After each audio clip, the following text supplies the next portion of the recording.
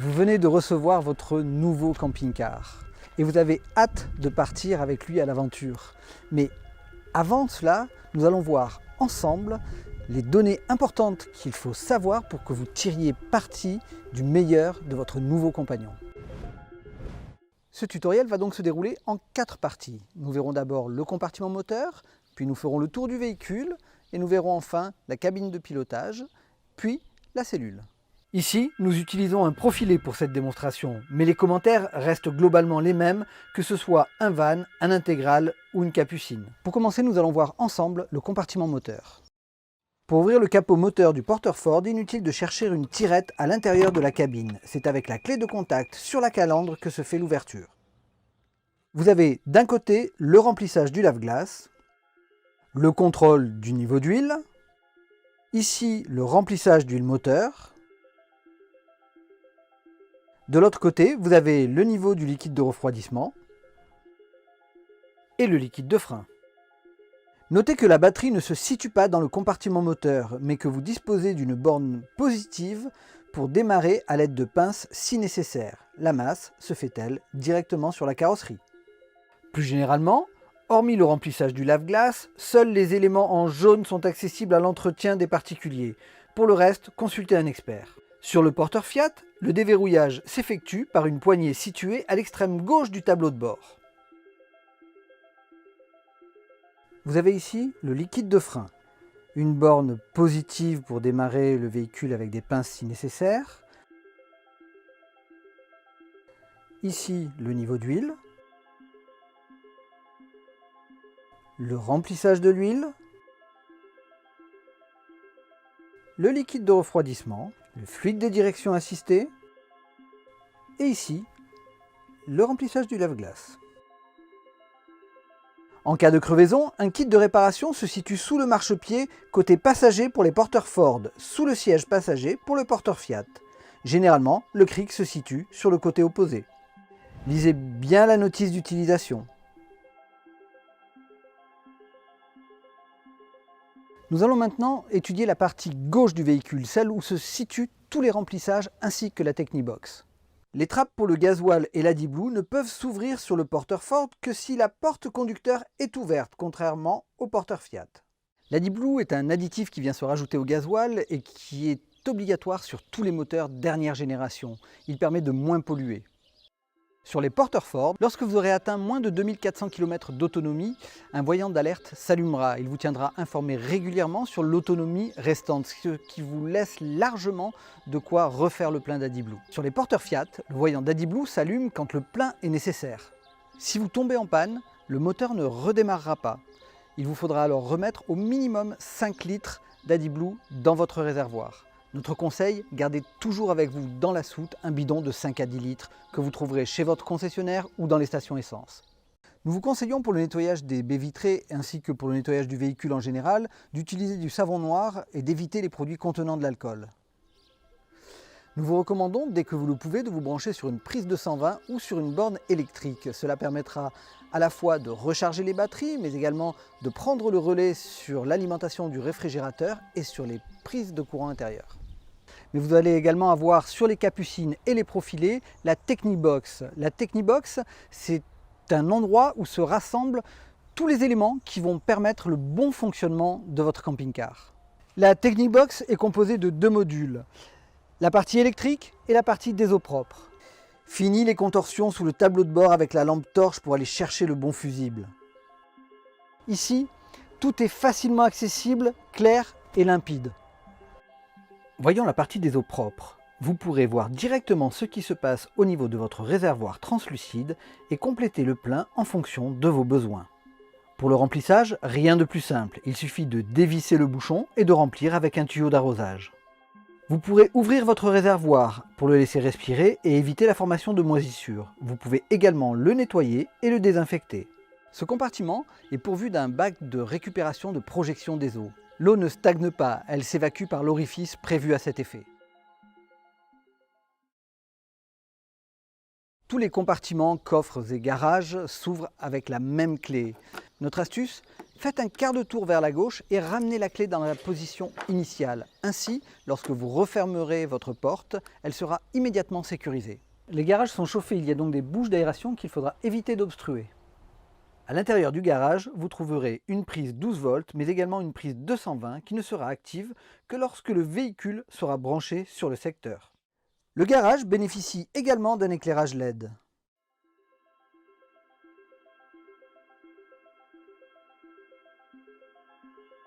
Sur le côté droit du véhicule, au niveau de la porte arrière du garage, vous trouverez généralement la vidange des eaux usées. Cette vidange s'effectue par une tirette. La vidange doit se faire impérativement dans un endroit prévu à cet effet. Pensez à rincer et à nettoyer régulièrement votre réservoir des eaux usées avec des produits vendus chez votre concessionnaire. Le propane est le gaz qui est préconisé sur tous les camping-cars. Pourquoi? Eh bien parce qu'il ne gèle pas à 0 degré contrairement au butane. Nous vous conseillons donc de toujours recharger avec du propane, principalement en hiver ou si vous allez en altitude avec votre camping-car. N'oubliez pas que vous devez toujours rouler avec la bouteille de gaz fermée. La cassette des toilettes se trouve également sur le côté droit du véhicule. Pour la sortir, relevez la poignée et tirez vers l'arrière.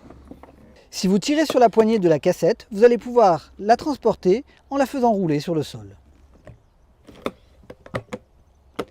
Pour vidanger la cassette, il suffit de l'ouvrir, d'utiliser le bouton de mise à l'air libre et de la vider dans le compartiment prévu à cet effet.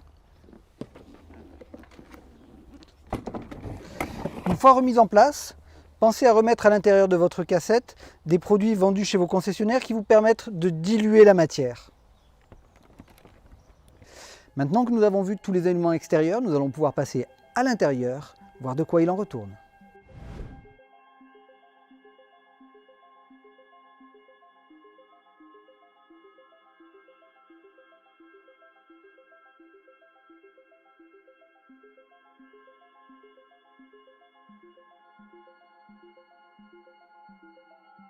Nous sommes ici sur le porteur Ford à boîte automatique. À gauche du tableau de bord, vous trouverez les réglages des rétroviseurs et l'allumage des feux. Sur le volant côté gauche, également le limiteur et le régulateur de vitesse, ainsi que le volume de l'autoradio. À droite, sur le volant, les commandes de l'ordinateur de bord ainsi que celles de votre téléphone. La commande des essuie-glaces se trouve également à droite.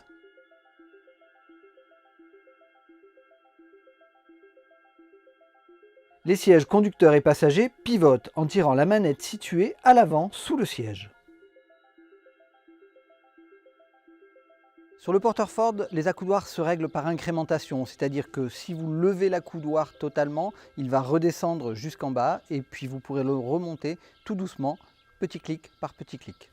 Sur le tableau de bord Fiat, vous avez à gauche le réglage des phares ainsi que le bouton d'anti-brouillard. Vous avez également sur la gauche la commande du régulateur d'allure et du limiteur de vitesse. Au volant, sur la partie gauche, vous avez le volume de votre autoradio et des commandes vocales. Sur le volant à droite, vous avez les commandes du téléphone ainsi que la gestion de l'ordinateur de bord. À droite du tableau de bord, la commande des essuie-glaces. Sur le porteur Fiat, le siège avant pivote grâce à une manette située sur le côté interne du siège. Les accoudoirs se règlent grâce à une molette située sous l'accoudoir.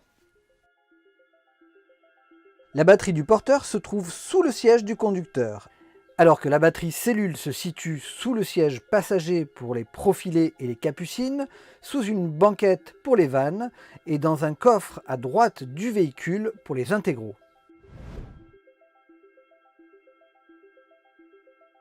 Le tableau de contrôle vous permet de faire vivre votre camping-car. Nous y trouvons dans la partie haute la mise en route, l'éclairage, la mise sous tension des pompes à eau, la lumière externe. En bas, le niveau de charge de la batterie cellule, le niveau de charge de la batterie du porteur, le niveau des eaux propres, la luminosité du tableau. À sa gauche, la gestion du combiné, c'est-à-dire de l'eau chaude et du chauffage. Les deux fonctionnent indépendamment. Pour l'allumer, il faut appuyer dessus durant 3 secondes. Différents pictogrammes s'affichent alors. Celui qui clignote est celui sur lequel vous allez agir. En tournant le bouton, vous changez de pictogramme. En appuyant sur le bouton, vous rentrez dans les fonctions de chaque partie, à savoir la température de l'eau chaude, le chauffage, la ventilation, mais aussi le réglage de l'heure et la programmation du chauffage. Le bouton de gauche vous permet de sortir du menu. Pour plus de détails, consultez la notice. Et enfin, tout à gauche du tableau de commande, les différentes ambiances lumineuses.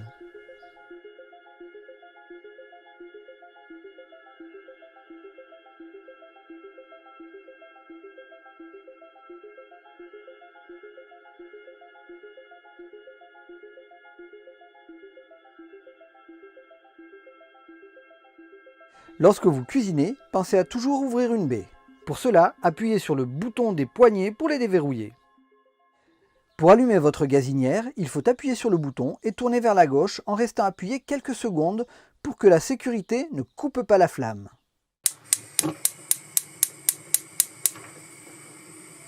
Si la flamme vient à s'éteindre, le gaz se coupera automatiquement. À l'intérieur du véhicule, vous pouvez ouvrir ou fermer le circuit de gaz grâce au bouton prévu à cet effet. Le bouton est ouvert quand il est dans le sens du tuyau.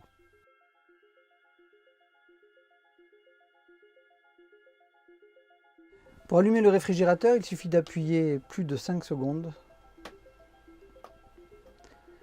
Ici, le réfrigérateur est en mode automatique, c'est-à-dire qu'il va sélectionner lui-même le mode de fonctionnement, à savoir gaz, 12 volts ou 220. Et nous allons également pouvoir choisir entre les différents modes en fonction de ce dont nous avons besoin. Ici, il est sur le 220, comme le véhicule n'est pas branché, il réclame à ce que le véhicule soit branché. Ici, il est en 12 volts. Le 12 volts permet de maintenir le froid et non pas de faire du froid. Donc le 12 volts n'est utilisé qu'en roulant. Et ici, il est sur le gaz, donc il va s'alimenter automatiquement sur la bouteille de gaz, si tant est que celle-ci soit pleine. Et quand on le passe en automatique, c'est lui qui sélectionne tout seul.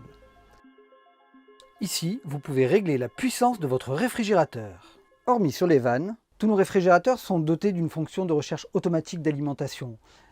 On parle ici de réfrigérateurs trimixtes, c'est-à-dire qui fonctionnent à la fois au gaz, sur le 12 volts et sur le 220. À ne pas confondre avec les réfrigérateurs à compression qui eux fonctionnent uniquement sur le 12 volts et le 220 volts. Sur certains réfrigérateurs, vous pouvez bloquer la porte à l'aide d'un petit loquet situé en bas de la porte.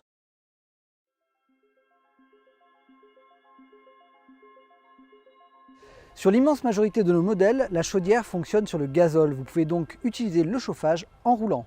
Il existe chez nous deux types de chauffage, soit une chaudière qui fonctionne sur le gasoil et un boiler qui fonctionne sur le gaz, soit un combiné chauffage-chauffe-eau qui fonctionne tous les deux sur le gasoil.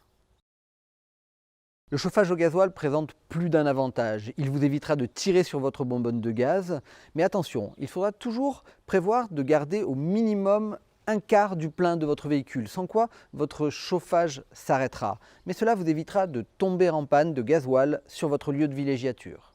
Pour décrasser votre chaudière, nous vous conseillons de la faire fonctionner à plein régime au moins 20 à 30 minutes par mois et même en été, ou alors après chaque utilisation. Notez que sur les vannes, il y a un petit contacteur qui est situé au niveau de la baie vitrée, au-dessus de la grille d'échappement des gaz brûlés de votre combiné chauffage-chauffe-eau. Il faudra donc impérativement veiller à ce que cette baie vitrée soit correctement fermée pour que vous puissiez utiliser le chauffage. Le système de vidange Frost Control est monté uniquement avec les combis D de Truma. C'est une soupape de sûreté contre la surpression et le risque de gel qui se déclenche à environ 3 degrés de température ambiante. Elle s'ouvre automatiquement et relâche la surpression par à-coup via une tubulure de purge. Pour fermer de nouveau le circuit, il faut que la température à l'intérieur du camping-car remonte au-delà de 7 degrés. Vous pourrez alors réenclencher celui-ci en tournant la manette du haut bleu à la perpendiculaire et en réenclenchant le bouton bleu qui est situé derrière. Pour vider l'eau du circuit, pour l'hivernage par exemple, il est possible d'actionner cette soupape manuellement.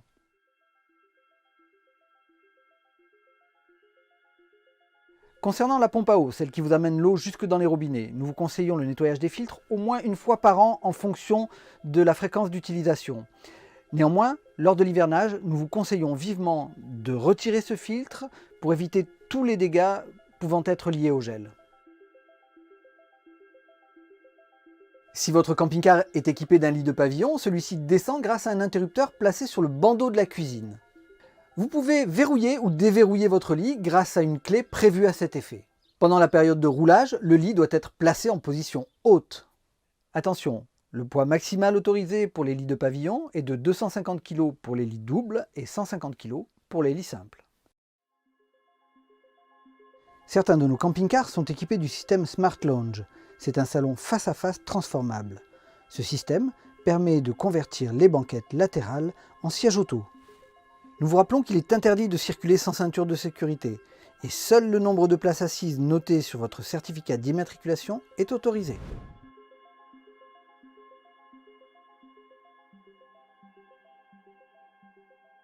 Nous avons vu ensemble les points importants de votre nouveau camping-car, à savoir le compartiment moteur, nous avons fait le tour du véhicule, nous avons vu la cabine de pilotage et la cellule. Nous allons voir maintenant les préconisations de l'entretien général du véhicule. Un contrôle de présence d'humidité est à effectuer afin de faire valoir la garantie étanchéité et de prévenir des risques d'infiltration. Ce contrôle annuel comprend également un contrôle d'étanchéité du circuit de gaz et des différents appareils. Il doit être impérativement réalisé par un distributeur agréé de la marque à la date anniversaire plus 2 mois.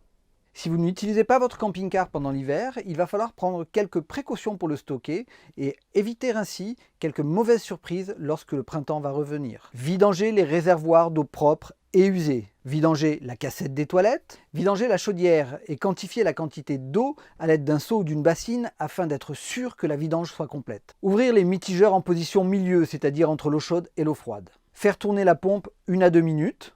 Pour les pompes à membrane, dévisser le filtre et laisser tous les éléments ouverts pendant l'hivernage. Lors du remisage de votre camping-car au printemps, nous vous conseillons de placer un ou plusieurs absorbeurs d'humidité et d'ouvrir tous les placards afin d'éviter la formation de condensation due à des ponts thermiques. Pendant l'hivernage, nous vous conseillons de descendre les lits pavillons d'une dizaine ou d'une vingtaine de centimètres afin d'éviter la formation de moisissures sur les matelas. Côté moteur, contrôlez régulièrement le niveau des fluides, à savoir le niveau d'huile moteur évidemment, le niveau du liquide de refroidissement, le niveau du liquide de frein et bien évidemment le niveau du lave-glace. Faites également un contrôle visuel d'éventuelles traces de rongeurs. Regardez au sol s'il n'y a rien qui traîne. Cherchez si vous voyez des petites traces de pâte ou si vous voyez des fils électriques légèrement effilochés.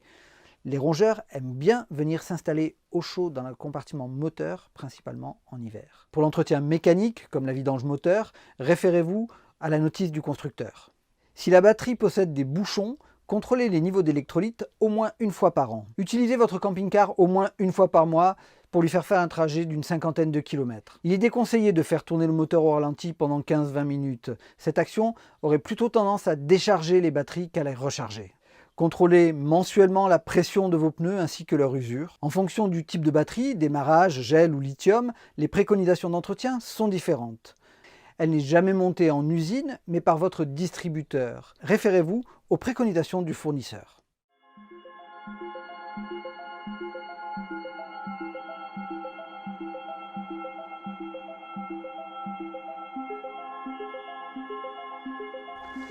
Nous espérons que ce tutoriel vous aura été utile. Bien sûr, il ne remplace pas les notices détaillées que vous allez pouvoir retrouver à l'intérieur de votre camping-car, mais nous espérons qu'il va vous aider à prendre rapidement en main votre nouveau compagnon de voyage.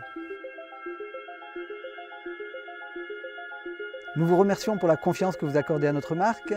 Nous souhaitons remercier le domaine Sainte-Cécile-du-Parc en Languedoc de nous avoir accueillis.